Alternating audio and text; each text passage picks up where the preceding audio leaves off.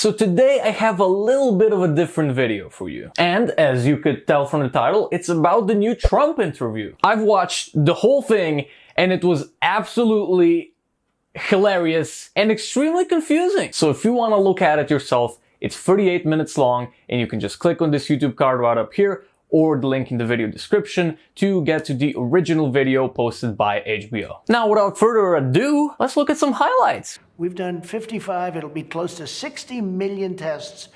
And, you know, there are those that say, you can test too much. You do know that. Who says that? Oh, just read the manuals, read the books. Manuals? Read the What books. manuals? Read the books. What books?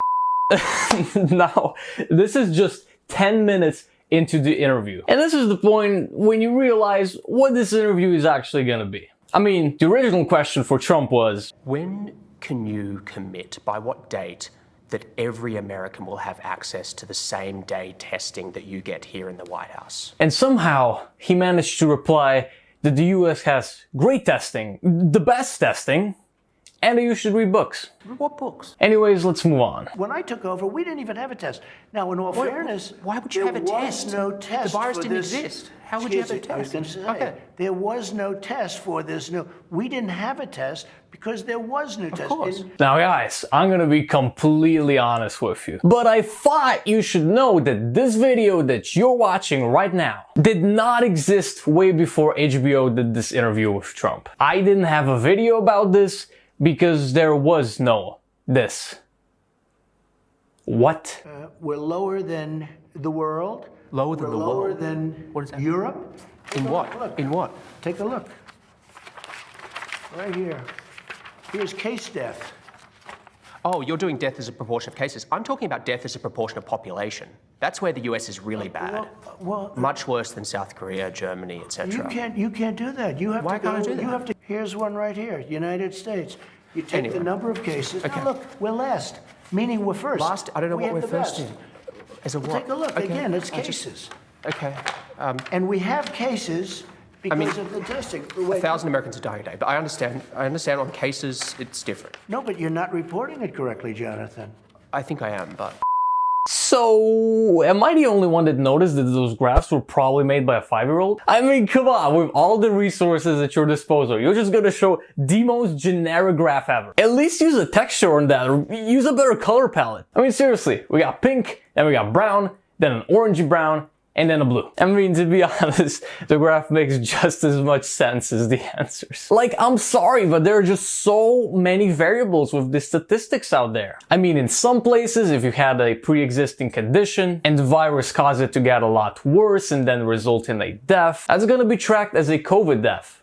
And in some places, it's not. Then in some other places, if somebody passes away and they had a fever and a dry cough, they could just be tracked as a COVID death, even without testing. And with so much false information and false reporting going on, getting quality, accurate statistics really, unfortunately, seems impossible. Let's move on.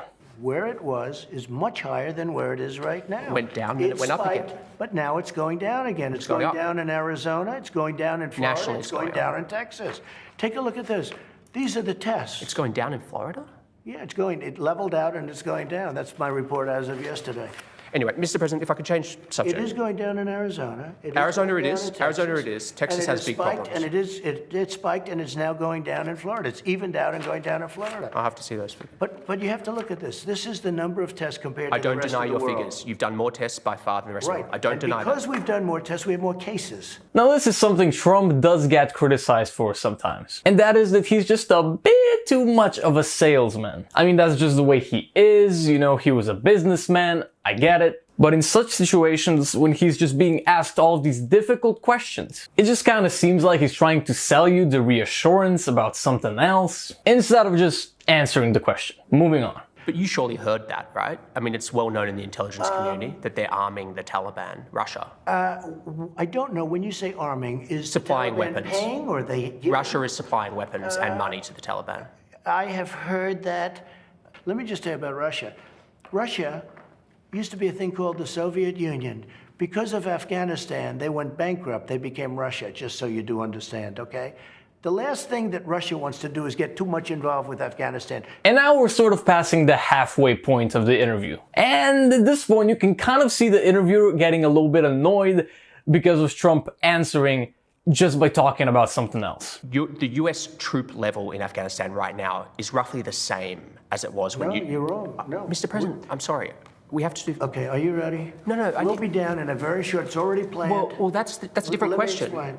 We'll be down in a very short period of time to 8,000. Then we're going to be down to 4,000. We're negotiating right now. We've been there for 19 years. No, I know. 19 years. But if you just let me finish my question. We'll be getting out. I understand. Look, when you came in, it was 8,800. You boosted to 14,000, and now you're back down to 8,500. We're now... My question to you... We'll be at 4,000. I'll give you the exact... Very soon. Very soon. What will be the number? Very soon? 4,000? Very soon, yeah. Like how soon? I don't want to tell you that. Ah, man, everything is gonna be great. Oh, that's great to hear. Care to elaborate? No. Now, the next part is my favorite, when Trump just goes on about how he beat Hillary Clinton, and the interviewer just starts losing it for a little bit. You told Fox News recently that you couldn't say whether you'd accept the results of the 2020 election. What does that actually look like as the sitting president? I mean, it's unprecedented. What would that actually look like? Hillary Clinton never accepted him. She conceded on him. She conceded on him. She still doesn't accept him, and she got That's an important very point. easily. That's an important point. I get it. 306 to 223. I'm not disputing you beat Hillary Clinton. That's a lot. Listen, what I'm asking is you'll be the sitting president in the White House. What does that look like? Not accepting. I'll tell you what it looks like. Are you litigating? Let me tell you what it looks like. Okay. So we have a new phenomena. It's called mail-in voting, where you send where a governor. It's been here since the Civil War. Okay guys, don't worry, I got just one more clip I want to play. The way this clip goes really shows how the whole interview went. So let's check it out and then talk about the interview a little bit. I understand your achievements. I know what you're going to say. I'm not suggesting you haven't done a lot I've done economically. a thing called criminal justice I get it. reform. I'm just saying what changes. President Obama couldn't It's get not my done. friend. He I'm tried, asking about that statistic. He tried, but he couldn't get it done. I got criminal justice. I get it. So that concludes my highlights of the interview. Again, the full version is linked right below in the description. But yeah, I loved the interviewer, but the whole thing was just such a mess. I mean, this is really one of those things you watch and right after it ends, you just go like, wait, what?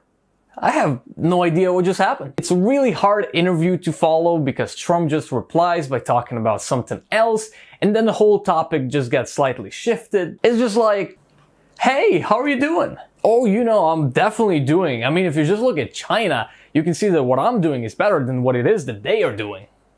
What? So look, every good video needs the moral of the story. And in this case, I really have no freaking idea what that would be. So I'm just gonna tell you to please wear a mask and don't be a Karen. Ma'am, I'm sorry, but you cannot go in there without a mask. I have a totally legit condition because of which I cannot wear a mask. Ma'am, I'm sorry, but you'd be endangering everyone else. You're oppressing me! I'm sorry, but you're gonna need to leave. Anyways, I wish all the best to President Trump and I mean everyone else. We've all been impacted by this and some of us have responded really well and some others not so much. So please don't be a Karen, wear a mask, let's help one another instead of just pointing fingers and shifting the blame, because at the end of the day, we're all in this together. Anyways, stay safe and have a wonderful day.